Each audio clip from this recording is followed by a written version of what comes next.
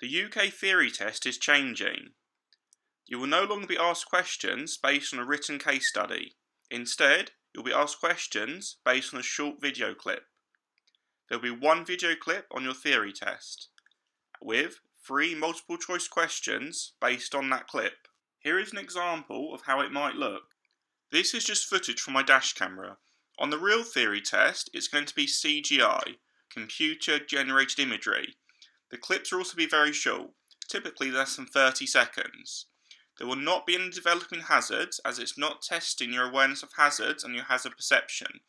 It's testing your understanding of safe driving procedures outlined in the Highway Code, driving, the essential skills, and know your traffic signs. Based on that clip, you may be asked questions such as these.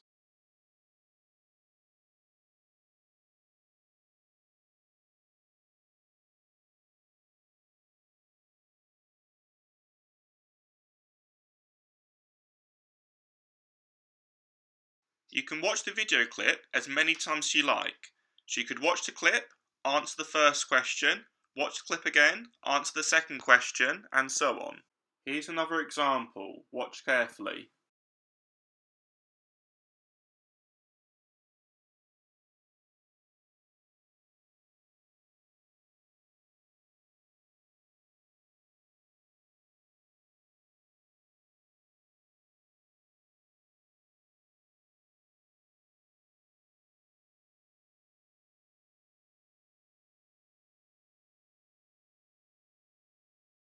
Based on that clip, you could be asked questions such as,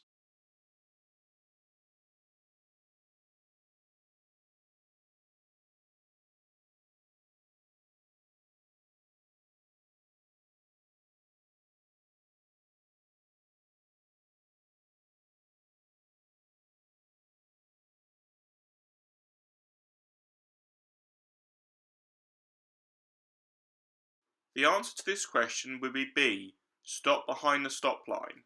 Amber means stop at the stop line. You may only go if amber appears after you have crossed the stop line or are so close to it to pull up might cause an accident. The answer to this would be C, never. If a bus lane shows no hours of operation, you must never use it. It is in operation 24 hours a day, 7 days a week. The answer here would be B, 30 miles per hour. According to the Highway Code, in a built-up area, a 30-mile-an-hour limit normally applies to all traffic on all roads with street lighting, unless signs show otherwise. On the video clip, there's clearly street lighting, and there's no signs showing otherwise, so the speed limit would be assumed at 30 miles per hour. The answer here is C, 2 seconds. You should normally keep at least a 2-second gap from the vehicle in front. Now the way to judge this is to wait for the vehicle in front to pass a fixed object, such as a bridge or a road sign, and then count 2 seconds. You could use the phrase, only a fool breaks the 2-second rule. If you can say that whole phrase before you reach the same fixed object, then you've got at least 2 seconds. If you can't complete the phrase and count 2 seconds, you're too close and need to drop back and give more space. The purpose of the solid white line on the left-hand side of the road is to mark the edge of the carriageway. It's what we call an edge line. On some of the faster roads, such as motorways and dual carriageways, the edge lines are often actually a rumble strip. So they've got raised bits on them. You may be able to see this on the photo here. So if you've been driving on a dual carriageway for a long time and you're starting to suffer from fatigue and your position starts to go off, you'll feel the rumble strips to hopefully wake you up and keep you in your lane. You'll hopefully then make the smart decision to find a safe place to pull over and have a break. The answer to this would be C, 70 miles per hour. When we have the national speed limit sign and it's a dual carriageway, that's the speed limit.